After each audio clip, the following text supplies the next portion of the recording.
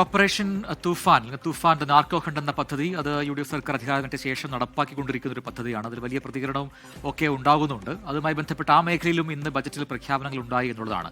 ലഹരി മാഫിയെ ചെറുക്കാനുള്ള നടപടികളുമായി മുന്നോട്ട് പോകുമെന്ന് കന്നി ബജറ്റിൽ മുഖ്യമന്ത്രി വ്യക്തമാക്കി. കുട്ടികൾക്കെതിരായ അക്രമങ്ങൾക്ക് സീറോ ടോളറൻസ് നിലപാട് സ്വീകരിക്കുമെന്നും ബജറ്റിൽ മുഖ്യമന്ത്രി പറഞ്ഞു.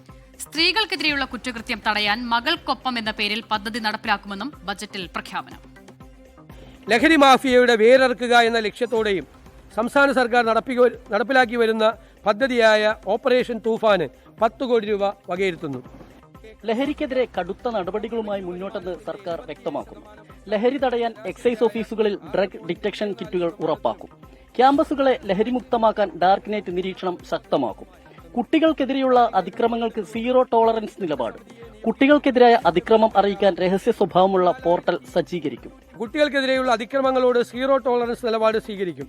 ഇത്തരം കേസുകളിൽ പരാതി അറിയിക്കാൻ രഹസ്യ സ്വഭാവമുള്ള toll free helpline portal എന്നിവ സജ്ജീകരിക്കും. സ്ത്രീകൾക്കെതിരെയുള്ള കുറ്റകൃത്യങ്ങൾ തടയാൻ മകൾക്കൊപ്പം പദ്ധതി നടപ്പിലാക്കും. സാമൂഹ്യ മാധ്യമങ്ങളിലൂടെ സ്ത്രീകളെ ആക്ഷേപിച്ചാൽ കർശന നടപടി. പോലീസ് സ്റ്റേഷനുകളിൽ സ്റ്റേഷൻ ഹൌസ് ഓഫീസർമാരായി കൂടുതൽ വനിതകളെ നിയമിക്കും. എടപ്പാൾ, പട്ടാഴി എന്നിവിടങ്ങളിൽ പോലീസ് സ്റ്റേഷനുകൾ സ്ഥാപിക്കും. നികുതി തട്ടിപ്പ് തടയാൻ ഇന്റലിജൻസ് സംവിധാനത്തെ പരമാവധി ഉപയോഗപ്പെടുത്തും. ലഹരി വിരുദ്ധ പ്രവർത്തനങ്ങളിൽ ഒട്ടും വിട്ടുവീഴ്ചയ്ക്കില്ലെന്ന് ഉറപ്പിച്ചു പറയുന്നതാണ് ഈ ബജറ്റ്.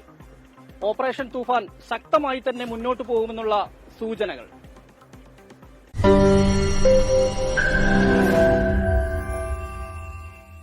ലോകത്തെവിടെയായാലും ഏത് സമയത്തും 24 വാർത്തകളും ഓഗ്മെന്റഡ് റിയാലിറ്റി പാക്കേജുകളും എക്സ്പ്ലെയിനറുകളും വിശദമായി കാണാൻ ഞങ്ങളുടെ യൂട്യൂബ് ചാനൽ നിങ്ങൾക്ക് സബ്സ്ക്രൈബ് ചെയ്യാം.